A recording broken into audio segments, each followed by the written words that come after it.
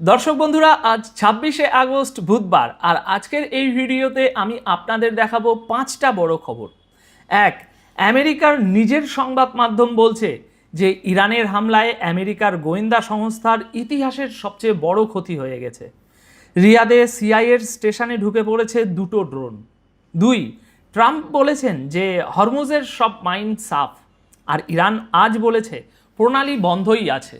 3, ব্রিটেনের একটা বিদ্যুৎ কেন্দ্র 4 দিন বন্ধ ছিল সাইবার হামলায়। 4, চীন এই প্রথম সরাসরি বলেছে যে পাল্টা ব্যবস্থা নেবে। 5, আমেরিকার ভিতরে যুদ্ধের সমর্থন নেমেছে 31%। এই 5টার মধ্যে একটা মিল আছে যেটা প্রথম শোনায় চোখে পড়ে না। ভিডিওর শেষে সেটাই দেখাবো। তাহলে শুরু করি প্রথম খবর। একটা যুদ্ধে কে জিতছে সেটা সবচেয়ে ভালো বোঝা যায় হারা পক্ষের নিজের কাগজ থেকে, আর সেই কাগজটা বেরিয়েছে আমেরিকাতেই। এনবিসি নিউজ 4 জন সূত্রের বরাত দিয়ে গতকাল লিখেছে যে ইরানের মিসাইল আর ড্রোন মধ্যপ্রাচ্যে আমেরিকার গোয়েন্দা ঘাঁটি আর নজরদারি যন্ত্রপাতির যে ক্ষতি করেছে। আমেরিকার গুপ্তচর সংস্থাগুলো এর আগে কখনো এত বড় ক্ষতি দেখেনি। মেরামতের খরচ কয়েকশো কোটি ডলার। দেখুন, এখানে একটা কথা খেয়াল করার মতো, এটা ইরানের দাবি নয়, এটা আমেরিকার নিজের সংবাদ মাধ্যম আর নিজেদের কর্মকর্তাদের মুখের কথা। আর কংগ্রেসকে এখন আলাদা টাকা বরাদ্দ করতে হচ্ছে এই স্থাপনাগুলো আবার গড়ে তুলতে। কোন ঘাঁটিতে কি হয়েছে সেটা এতদিন বলা হয়নি। এবার দুটো জায়গার নাম বেরিয়েছে। প্রথমটা হলো রিয়াদ, সৌদি আরবের একেবারে রাজধানীতে। মার্কিন দূতাবাসের ভিতরেই ছিল সিআইএর স্টেশন। টাইমস অফ ইসরায়েল লিখছে মার্চ মাসে সেখানে এসেছে দুটো শাহেদ ড্রোন। প্রথমটা দূতাবাসের দেয়ালের দুর্বল একটা জায়গায় লেগে একটা ফুটো করেছে, আর দ্বিতীয়টা সেই ফুটো দিয়েই ঢুকে ভিতরে ফেটেছে, কেউ মারা যায়নি। আর দ্বিতীয় জায়গাটা পূর্ব ইরাকে সুলেমানিয়ায়। সূত্ররা বলছেন এরকম স্থাপনা একটার বেশি ছিল, তবে ডজন খানেক নয়। এত নিখুঁত নিশানা ড্রোন একা ঠিক করে না, কেউ বলে দেয়। আর সেই প্রশ্নটাই মার্কিন গোয়েন্দারা নিজেরা তদন্ত করেছেন। পশ্চিমা গোয়েন্দাদের একটা ভিতরের নোটে লেখা হয়েছে যে এই সিআইএ স্থাপনাগুলোর নিশানা ঠিক করায় রাশিয়ার ভূমিকা সম্ভবত ছিল। এনবিসি বলছে রাশিয়া আর চীন দুই দেশই ইরানকে স্যাটেলাইটের ছবি দিয়েছে। রাশিয়া দিয়েছে ইলেকট্রনিক গোয়েন্দা তথ্যও। আর শাহেদ ড্রোনে বসেছে রুশ কমেটা এম স্যাটেলাইট নেভিগেশন, অনেক বেশি নিখুঁত আর জ্যাম করা কঠিন। সিআইএর সাবেক স্টেশন প্রধান ড্যানিয়েল হফম্যান বলেছেন রাশিয়া আর ইরানের স্বার্থ এখানে এক জায়গায় মিলে যায়। দুই দেশই চায় নিজেদের এলাকা থেকে আমেরিকার প্রভাব কমে যাক বা একেবারেই মুছে যাক। ইরানের রাষ্ট্রসংঘ মিশন, রাশিয়ার প্রতিরক্ষা মন্ত্রণালয় আর সৌদি সরকার এই প্রশ্নে কেউ কোনো জবাব দেয়নি। এবার পুরো ছবিটা। এনবিসির হিসাবে এই যুদ্ধে ইরান 2000-এর বেশি মিসাইল, ড্রোন আর আকাশ হামলা চালিয়েছে। নিশানায় ছিল 8 দেশে অন্তত 20টা মার্কিন সরকারি স্থাপনা। মে মাস পর্যন্ত 42টার বেশি মার্কিন সামরিক বিমান ক্ষতিগ্রস্ত বা ধ্বংস। ওয়াশিংটনের গবেষণা সংস্থা সিএসআইএস-এর বলছে যে আমেরিকা এই যুদ্ধে ঢুকে পড়েছে অথচ নিজের ঘাঁটি বাঁচানোর কথা যথেষ্ট ভাবেনি। এটা প্রথম নয়, এপ্রিল মাসেও এনবিসি লিখেছিল ইরানের হামলায় মধ্যপ্রাচ্যের 7 দেশে মার্কিন ঘাঁটির যা ক্ষতি হয়েছে প্রকাশ্যে তার অনেক কমই বলা হয়েছে। গুদাম, কমান্ড, সদর দপ্তর, বিমান হ্যাঙ্গার, স্যাটেলাইট যোগাযোগ, রানওয়ে, দামি র্যাডার সব ছিল সেই তালিকায়। কংগ্রেসের এক কর্মকর্তা তখন বলেছিলেন যে কেউ কিছু জানে না, আমরা সপ্তাহের পর সপ্তাহ জিজ্ঞাসা করে যাচ্ছি, উত্তর পাচ্ছি না। দর্শক বন্ধুরা, আমার বিশ্লেষণটা বলি। 6 মাস ধরে পেন্টাগন একটা কথাই বলে এসেছে, ক্ষতি সামান্য। এই খবরের পর হোয়াইট হাউস বলছে সিআইএকে জিজ্ঞাসা করুন, আর সিআইএ মন্তব্য করেনি। অভিযোগটা মিথ্যে হলে কাজটা খুব সহজ, ক্ষতির হিসেবটা এক পাতায় এনে দেখিয়ে দিলেই তর্ক শেষ। সেটা এখনো হয়নি। দ্বিতীয় খবর, হরমুজ। মঙ্গলবার ট্রুথ সোশ্যালে ট্রাম্প লিখেছেন যে নৌবাহিনী আমাকে এইমাত্র জানিয়েছে হরমুজ প্রণালীর আন্তর্জাতিক জলসীমার সব মাইন সরানো হয়েছে, নয়তো ফাটানো হয়েছে। সঙ্গে হুমকিও আছে, নূতন মাইন যে জাহাজ পাতবে তাকে সঙ্গে সঙ্গে ধ্বংস করা হবে। স্পেস ফোর্স নাকি প্রণালীর প্রতিটা ইঞ্চি নজর রাখছে। এক্সিওস বলছে নৌবাহিনী 100-র বেশি সন্দেহভাজন মাইন খুঁজে বেসরকারি কোম্পানি দিয়ে সেগুলো সরিয়েছে। দেখুন, এই দাবিটা কিন্তু নতুন নয়, এক সপ্তাহের মধ্যে এটা দ্বিতীয়বার। 18ই আগস্টে একই কথা বলা হয়েছিল। একই দিনে ঘণ্টাখানেকের মধ্যে আর একটা খবর এসেছে তেহরান থেকে। ওমানের পররাষ্ট্রমন্ত্রী বদর আল বুসাইদি তেহরানে গিয়েছেন। ইরানের পররাষ্ট্রমন্ত্রী আরাগাচির সঙ্গে বৈঠকের পর একটা যৌথ বিবৃতি বেরিয়েছে। তাতে বলা হয়েছে হরমুজে একটা অস্থায়ী যৌথ নৌ করিডোর হবে আর মাইন সরানোর একটা যৌথ প্রকল্পও হবে। এখন এতদূর শুনে মনে হবে প্রণালী বুঝে খুলে যাচ্ছে, কিন্তু আজ সকালেই তেহরান সেই ধারণাটা ভেঙে দিয়েছে। ইরানের উপপররাষ্ট্রমন্ত্রী কাজিম গারিবাবাদি আজ বলেছেন ওমানের সঙ্গে সমঝোতা হলেও হরমুজ বন্ধই থাকছে, আগে আমেরিকাকে জুন মাসের সমঝোতায় ফিরে আসতে হবে। কেন হঠাৎ এত কড়া ভাষা? কারণটা পাকিস্তান। ইরানের সংসদের পররাষ্ট্র কমিটির প্রধান আব্বাস গোলরু তিনি বলেছেন আমেরিকা পাকিস্তানের মাধ্যমে ইরানকে আলোচনায় ফেরার বার্তা পাঠিয়েছে। তার কথায় একদিকে হুমকি, অন্যদিকে বার্তা, এই দ্বৈত আচরণটাই কুৎসিত। ইরানের সংবাদ সংস্থা তসনিম বলছে পাকিস্তানের সেনাপ্রধান ইরানের শর্তগুলো ওয়াশিংটনে পৌঁছে দেবেন, আর সংখ্যাটাও সেটাই বলছে। মঙ্গলবার হরমুজ পেরিয়েছে মাত্র 5টা জাহাজ, 2টো এলপিজি ট্যাঙ্কার আর একটা বিটুমিন ট্যাঙ্কার, আর 2টো খালি জাহাজ। গত 10 দিনের গড় ছিল দিনে 15টা। তেলের দামও আজ পড়েছে 2.6%, ব্র্যান্ড $86.20। মাইন সরানোর ঘোষণা হয়ে গেছে, তবু জাহাজ আসছে না। মানে দাঁড়ালো সমস্যাটা মাইনে ছিল না, মাইন ছিল না। সাবেক প্রেসিডেন্ট কর্মকর্তাও তাই বলেছেন। সামরিক বিশেষজ্ঞরা বলছেন সমুদ্র থেকে মাইন সরানো ভীষণ ধৈর্যের কাজ, প্রতিটা মাইন খুঁজে পাওয়া গেছে এমন নিশ্চয়তা কেউ দিতে পারে না। মার্কিন নৌবাহিনী এই কাজ শুরু করেছে সেই এপ্রিল মাসে, 5 মাস ধরে চলছে। প্রণালীতে জাহাজের আসল ভয় মাইন নয়, ভয় মিসাইল আর ড্রোন, আর সে দুটো সরানোর কোনো ঘোষণা কেউ দেয়নি। এই যুদ্ধটা এখন আর শুধু উপসাগরে নেই, সেটা আপনাদের দেখাবো একটু পরেই এই ভিডিওতেই। তবে তার আগে তৃতীয় খবর, ব্রিটেনের সানডে টেলিগ্রাফ লিখেছে জুলাই মাসে একটা সাইবার হামলায় ব্রিটেনের একটা বিদ্যুৎ কেন্দ্র 4 দিন বন্ধ হয়ে গিয়েছিল। হামলাটা চালিয়েছে ইরান সংযুক্ত হ্যাকাররা। ব্রিটেনের কোনো বিদ্যুৎ স্থাপনা এভাবে বন্ধ হয়ে যাওয়ার ঘটনা এটাই প্রথম। কোন কেন্দ্র সেটা ব্রিটিশ সরকার নিরাপত্তার কারণ দেখিয়ে বলতে রাজি হয়নি। সরকারের দপ্তর বলছে ওটা ছোট মাপের একটা জেনারেটর ছিল, বড় গ্রিডে কোনো প্রভাব পড়েনি। ব্যাপারটা যদি এতই ছোট, তাহলে তারপরেই বিদ্যুৎ কোম্পানির কর্তাদের ডেকে ব্রিফিং দিতে হয়েছে কেন? দেখুন, ব্রিটেন একা নয়, গত মাসে আমেরিকাতেও জলের ব্যবস্থায় হামলা হয়েছে, অন্তত 12টা রাজ্যে। হান্ডালা নামে একটা গোষ্ঠী ক্যালিফোর্নিয়ার হামলার দায় নিয়েছে। তারা বলেছে ইরানের জলের স্থাপনায় মার্কিন হামলার জবাব দিয়েছে তারা। এদিকে মঙ্গলবার মার্কিন স্টেট ডিপার্টমেন্ট একটা পুরস্কার ঘোষণা করেছে। আইআরজিসির নেতাদের খবর দিলে $1 কোটি পর্যন্ত, টাকায় ধরলে প্রায় 100 কোটি। অভিযোগের তালিকায় সাইবার অভিযানও আছে। আমার হিসেব বলছে এই খবরটা যতটা না ব্রিটেনের, তার চেয়ে বেশি ইউরোপের। মার্চ মাসে ব্রিটেন মার্কিন বাহিনীকে নিজের ঘাঁটি ব্যবহার করতে দিয়েছিল। প্রথমে বলা হয়েছিল এটা শুধু আত্মরক্ষার কাজে লাগবে, পরে সেই অনুমতি বেড়ে গিয়ে ইরানের ভিতরে হামলার কাজেও লেগেছে। 5 মাস পরে ব্রিটেনের একটা কেন্দ্রে বিদ্যুৎ বন্ধ হয়ে গেছে। এবার চতুর্থ খবর, চীন। কয়েকদিন আগে এই চ্যানেলে একটা প্রশ্ন রেখে এসেছিলাম যে বেসেন্টের নতুন স্যাংশনের তালিকায় চীনের নাম ওঠে কিনা। আজ উত্তর এসে গেছে, আর এসেছে চীনের নিজের মুখ থেকে। চীনের পররাষ্ট্র মন্ত্রণালয়ের মুখপাত্র লিন জিয়ান বলেছেন চীন সব প্রয়োজনীয় ব্যবস্থা নেবে নিজের অধিকার আর স্বার্থ রক্ষা করতে।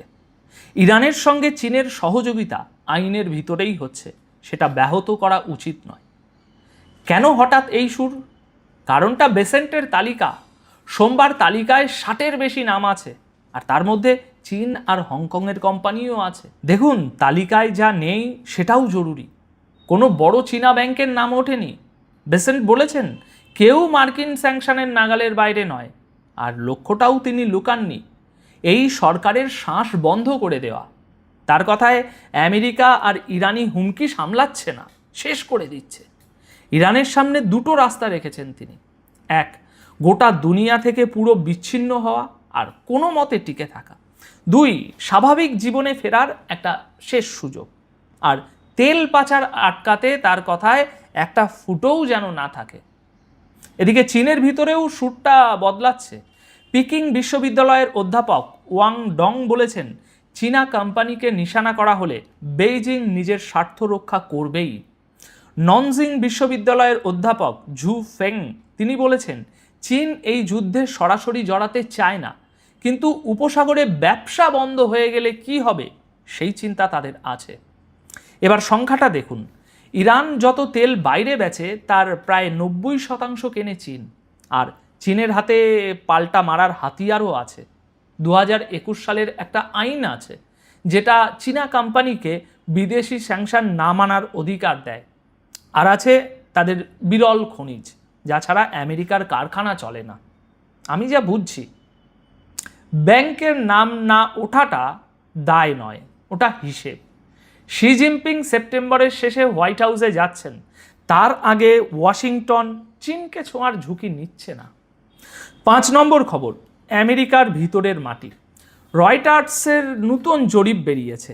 1215 জন আমেরিকানকে 4 দিন ধরে প্রশ্ন করা হয়েছে।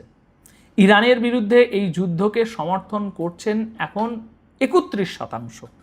মার্চ মাসে ছিল 37%, আগস্টের গোড়ায় 34। রিপাবলিকানদের ভিতরেও সমর্থন 77 থেকে নেমে এসেছে 69%। ট্রাম্পের নিজের জনপ্রিয়তা এখন 33%, 2 মেয়াদের মধ্যে সবচেয়ে নিচু। আর 83% মানুষ মনে করেন এই যুদ্ধ সহজে শেষ হবে না। আরেকটা সংখ্যা আছে যেটা ওয়াশিংটনে সবাই দেখছে, যার কোনো দল নেই।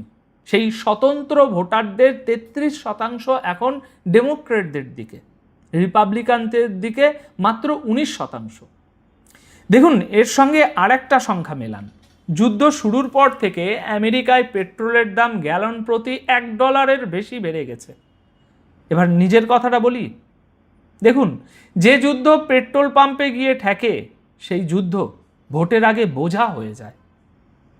এবার চটপট কয়েকটা খবর। নেতানিয়াহু ইসরায়েলের চ্যানেল 14-এ বলেছেন যে ইরান তার এক ছেলেকে খুন করার চেষ্টা করেছে। মার্কিন ওয়েবসাইট নিউজম্যাক্স লিখেছে, ছেলেটি থাকতেন ফ্লোরিডায়, সেখানে তাকে অনুসরণ করা হচ্ছিল। খবরটা একটাই সূত্রের, কোনো সরকার এটা নিশ্চিত করেনি, সেটা মাথায় রাখুন। জেরুজালেমের উপকণ্ঠে জাতিসংঘের সংস্থার একটা কারিগরি স্কুল দখল করে নিয়েছে ইসরায়েল। 340 জন ফিলিস্তিনি শরণার্থী ছাত্রছাত্রীর পড়া বন্ধ।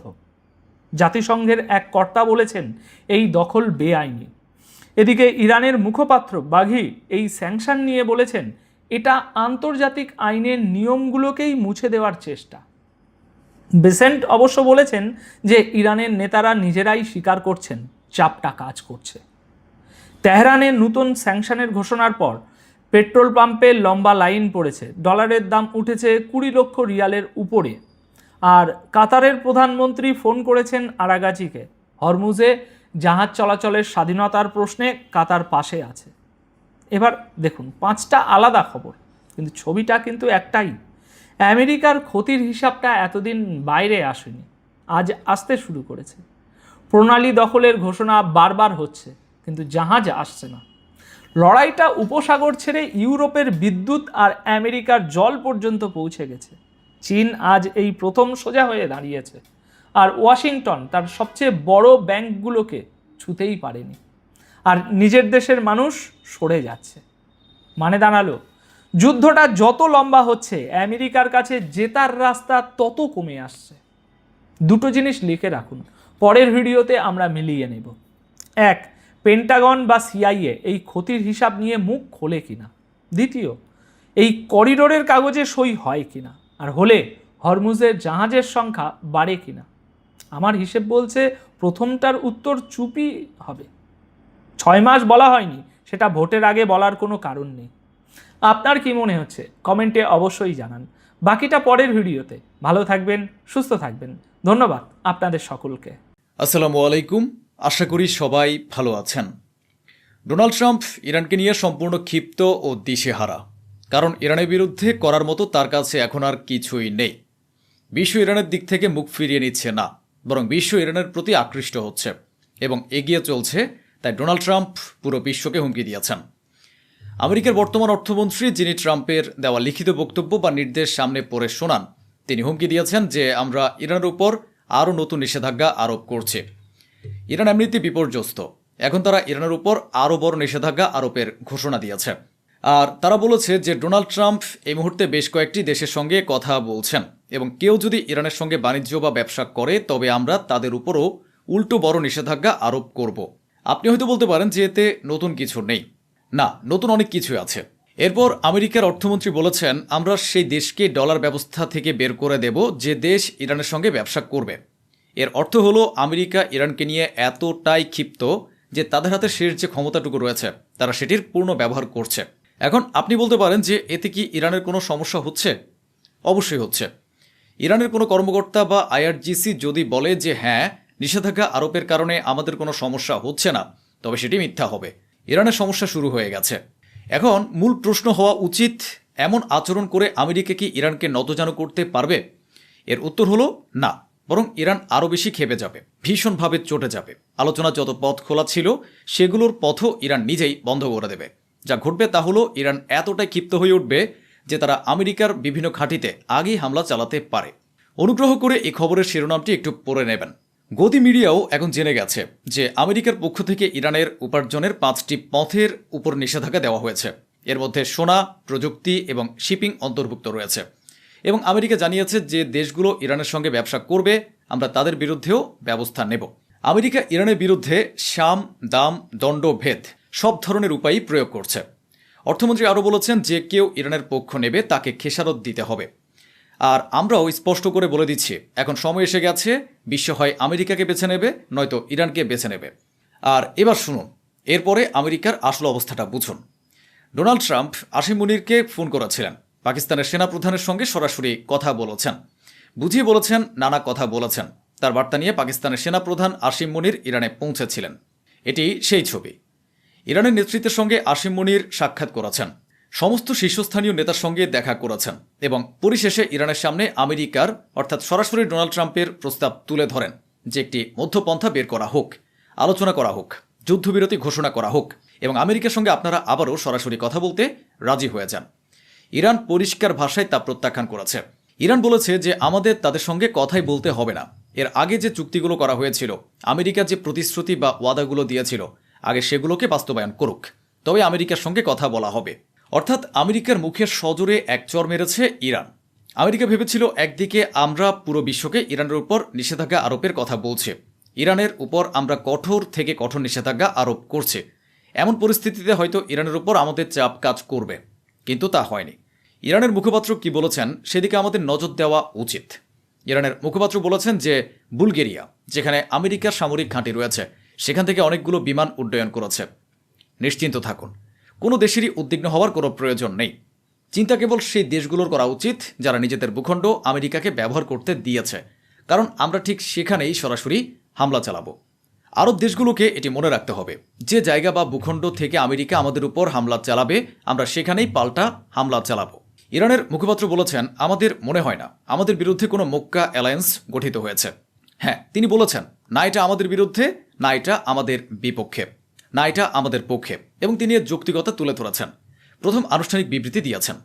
গতকাল পর্যন্ত আরব মিডিয়ার মাধ্যমে যে গুজবগুলো ছড়িয়েছিল যে অনানুষ্ঠানিকভাবে ইরানকে মক্কা অ্যালায়েন্সে যোগ দেওয়ার আমন্ত্রণ জানানো হয়েছে, ইরানের এ খবর এবং আলোচনা এতটাই দ্রুত ছড়িয়ে পড়ে যে ইরানের মুখপাত্রকে নিজে বলতে বাধ্য হতে হয় যে মক্কা অ্যালায়েন্স আমাদের বিরুদ্ধে নয়। তবে আমরা এটি স্পষ্ট করে দিতে চাই যে আমাদের আনুষ্ঠানিকভাবে মক্কা অ্যালায়েন্সে আমন্ত্রণ জানানো হয়নি। অর্থাৎ বিষয়টি পরিষ্কার যে ইরান এখনও মক্কা অ্যালায়েন্সে যোগ দেয়নি। তবে ইরান এ কথা বলেনি যে আমরা এতে যোগ দেব না। এই সমস্ত বিষয়ের পরও আরব মিডিয়া হাউসগুলো বলছে অভ্যন্তরীণভাবে বিষয়টি এমন যে ইরান এবং মক্কা অ্যালায়েন্সের মধ্যে এক ধরনের বোঝাপড়া তৈরি হবে।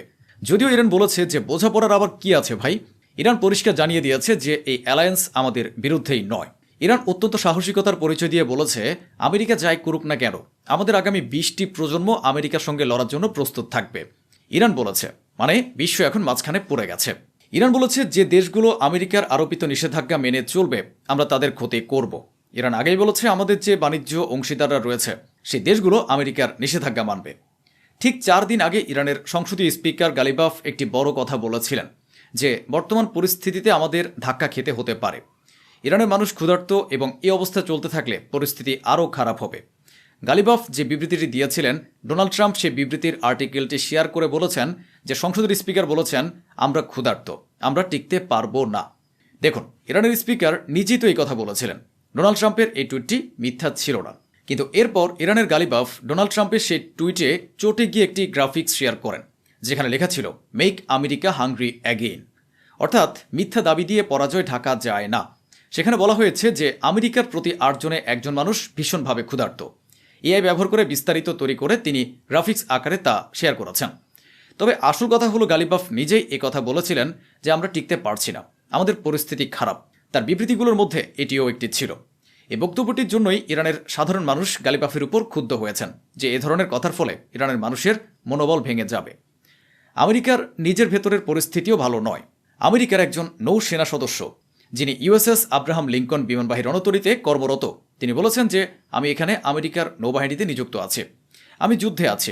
ডোনাল্ড ট্রাম্পের আইস পুলিশ আমার বাবাকে গ্রেফতার করেছে, আটকে রেখেছে এবং তারা তাকে দেশ থেকে বের করে দেওয়ার প্রস্তুতি নিচ্ছে। এটি অত্যন্ত অন্যায়। ইসরায়েলের সাবেক প্রতিরক্ষা মন্ত্রীর একটি বিবৃতি এসেছে। এটি একটি অডিও বিবৃতি, পুরোটাই শোনানোর প্রয়োজন নেই, আমি আপনাদের সংক্ষেপে বলে দিচ্ছি। তিনি বলেছেন যে ইরান দুর্বল হয়ে পড়েছে, ইরানের জায়গা এখন তুরস্ক দখল করে নিয়েছে। তুরস্ক বিপজ্জনক এবং শক্তিশালী, তাদের কাছে যুদ্ধজাহাজও রয়েছে, তারা ন্যাটোর সদস্য এবং ন্যাটোর ভেতর বেশ শক্তিশালী। আমাদের বিষয়টি মাথায় রাখতে হবে, তুরস্কের বিরুদ্ধে আমাদের সতর্ক থাকা উচিত। এখন হয়তো ইরান এই বিষয়গুলো বলছে না, কিন্তু আমি আপনাদের নিজে দেখিয়ে দিচ্ছি। ইরানের কারাচ শহর, তেহরান, মাশহাদ, কোম এবং যেসব এলাকায় জনবসতি বেশি এমন প্রায় সব জায়গাতেই জ্বালানি শেষ হয়ে গেছে। পেট্রোল ও ডিজেলের ঘাটতি দেখা দিয়েছে, গাড়িগুলোর দীর্ঘ লাইন পড়েছে। ওদিকে ওমানের পররাষ্ট্রমন্ত্রী ইরানে যাওয়ার প্রস্তুতি নিচ্ছেন। বলা হচ্ছে যে ওমান ও ইরানের এই বৈঠকের পর কোনো চুক্তি হওয়ার সম্ভাবনা বেড়ে যাবে। ইরানের সংসদীয় স্পিকার গালিবাফ বলেছেন যে আমেরিকা ভালো করে জানে যে তারা এমন পরিস্থিতিতে নেই যে অন্য দেশগুলোকে জোর দিয়ে বলতে পারে যেন তারা ইরানের সঙ্গে ব্যবসা না করে। ট্রাম্পের কথা সবাই জানে, কেউ তার কথা মানে না, বরং আমাদের জোট ও অংশীদাররা আমাদের কথা দিয়েছে যে তারা আমেরিকার কথা শুনবে না। এরই মধ্যে ইরান একটি চাল চেলেছে। তারা জনাব মোজতবা খামেনির আরও একটি ভিডিও শেয়ার করেছে যেখানে তিনি তার মাদ্রাসা শিশুদের, শিক্ষার্থীদের, ইমাম ও মৌলানাদের ক্লাস নিচ্ছেন, দিক নির্দেশনা দিচ্ছেন। স্বাভাবিকভাবেই এতে কোনো সামরিক জওয়ান বা সরকারি কমান্ডারকে দেখা যাবে না। এরপর খোদ ইরানের লোকজনের মাধ্যমে বলা হয়েছে যে জনাব মোজতবা খামেনির এই ভিডিওটি বেশ আগের। এখন আমেরিকার সেনাবাহিনী পুরোপুরি ইসরায়েলের গোলাম হয়ে গেছে। আর চাইলেও আমেরিকার সেনাবাহিনী ছোট থেকে বড় কোনো তথ্যই ইসরায়েলের কাছ থেকে লুকিয়ে রাখতে পারে না। আমেরিকার শীর্ষস্থানীয় নেতাদের অনেকেই ইসরায়েলি তথা ইহুদি।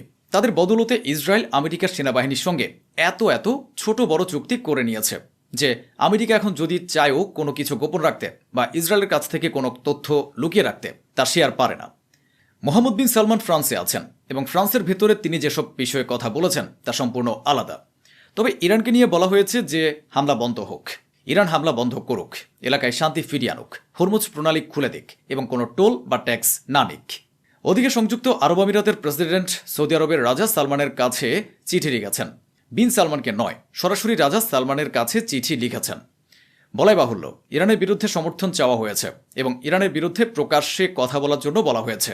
ইসরায়েলের কাছে প্রচুর পরিমাণ অস্ত্র ছিল, কিন্তু রিপোর্ট অনুযায়ী ইসরায়েল গাজে যখন থেকে বোমাবর্ষণ শুরু করেছে এবং তা করতে করতে এখন এমন এক পর্যায়ে পৌঁছেছে যে তাদের ইরানের সঙ্গেও যুদ্ধ করতে হচ্ছে। রেকর্ড বলছে যে গত 3 বছরে ইসরায়েল তাদের 30 বছরে জমানো অস্ত্র শেষ করে ফেলেছে। আর ঠিক এই কারণে ইসরায়েল যত দ্রুত সম্ভব নতুন অস্ত্র জমা করার চেষ্টা করছে, আরও অস্ত্র তৈরির চেষ্টা করছে। বিশ্বের যেসব দেশের কাছে অস্ত্র রয়েছে তাদের কাছ থেকে সে অস্ত্র সংগ্রহ করছে, কারণ 30 বছরের জমানো অস্ত্র সে এক ঝটকায় মাত্র 3 বছরের মধ্যে শেষ করে ফেলেছে। আর এই কারণেই আমেরিকাও চুপ রয়েছে, ইরানের উপর হামলা করছে না, কারণ তাদের অস্ত্র ফুরিয়ে এসেছে। ইসরায়েলও চুপচাপ রয়েছে, অথচ অতীতে ইসরায়েল নিজের ইচ্ছামতোই কোনো চুক্তি ভেঙে ফেলার জন্য হুটহাট হামলা চালিয়ে বসত। আমেরিকার প্রতিরক্ষামন্ত্রী নিজের লজ্জা ঢাকতে গিয়ে বলেছেন আমেরিকার সেনাবাহিনী হরমুজ প্রণালীতে অপারেশন চালাতে পারে, এছাড়া আমরা যে কোনো জায়গায় সামরিক অপারেশন চালাতে পারি।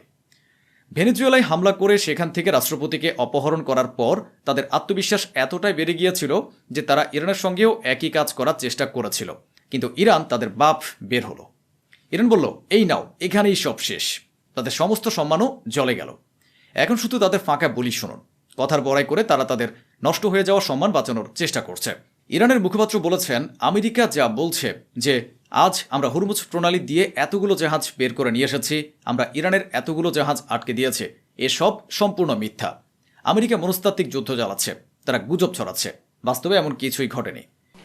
خود همین آماری که گفته شده 5 میلیون تا 16 میلیون تفاوتش رو ببینید. این بخشی از جنگ روانی. ইরানের মুখপাত্র আরও দাবি জানিয়েছেন যে কাতার যেন আমাদের যে 3 জন পাইলটকে আটক বা অপহরণ করে রেখেছে তাদের ফিরিয়ে দেয়। এছাড়াও কাতারের কারাগারে বন্দী থাকা 3 জন ইরানি নাগরিককেও যেন কাতার মুক্তি দেয়। ওদিকে আইআরজিসির একজন মুখপাত্র বলেছেন, আমাদের যে কোনো স্বার্থে যদি হামলা চালানো হয় কিংবা আমেরিকা যদি কোনো সামরিক পদক্ষেপ নেয়, তবে মনে রাখবেন এ অঞ্চলে আমেরিকার যত কোম্পানি এবং আমেরিকার স্বার্থযুক্ত জিনিস রয়েছে, আমরা সেগুলোতে হামলা চালাবো। আমেরিকাকে জবাব দিতে ইরান বিন্দুমাত্র দ্বিধাবোধ করবে না। ইরান একথাও একদম পরিষ্কার বলে দিয়েছে যে আমাদের কাছে প্রচুর মিসাইল রয়েছে, আমাদের মিসাইল সক্ষমতা অনেক বেশি এবং আমাদের তৈরি করা মিসাইলগুলো অবিরাম উৎপাদিত হচ্ছে। আমরা আমাদের উৎপাদন অনেক বাড়িয়ে দিয়েছি। ইরান একটি বড় চাঞ্চল্যকর তথ্য প্রকাশ করেছে যে আমরা আমেরিকার একটি তেলবাহী ট্যাঙ্কার আটক করেছিলাম, তাতে তেল ছিল, আমরা সেই তেল বিক্রি করে দিয়েছি। আমরা তাদের জাহাজটিও বিক্রি করে দিয়েছি এবং তা থেকে যে অর্থ আমরা উপার্জন করেছি সেই টাকা দিয়ে আমরা সেই সমস্ত মানুষের চিকিৎসার ব্যবস্থা করেছি যারা আমেরিকার নিষেধাজ্ঞার কারণে দুর্ভিক্ষ ও দারিদ্র্যের শিকার হচ্ছিল। তো বন্ধুরা, এই ছিল আজকের আয়োজন, যা স্বচ্ছভাবে আপনাদের সামনে তুলে ধরা হলো। আশা করি আমাদের এই প্রচেষ্টা আপনাদের ভালো লেগেছে। অসংখ্য ধন্যবাদ। সুস্থ থাকুন, ভালো থাকুন।